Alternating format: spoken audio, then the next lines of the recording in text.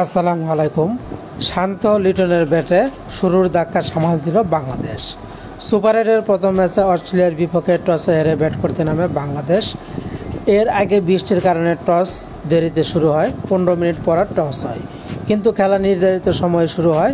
বৃষ্টিতে তেমন সমস্যা করতে পারেনি বাংলাদেশ। শুরুতে ব্যাট করতে নেমে বিপর্যয়ে পড়ে opening batter Tanzim Tamim 0 run করে আউট হয়ে যান। বাংলাদেশ এ পর্যন্ত টি-20 বিশ্বকাপে উদ্বোধনী জুটিতে 2 অঙ্কের ফিগার পার করতে পারেনি। আজকেও তার ব্যত্যয় ঘটেনি। 0 রানে ফিরে যান তানজিম তামিম।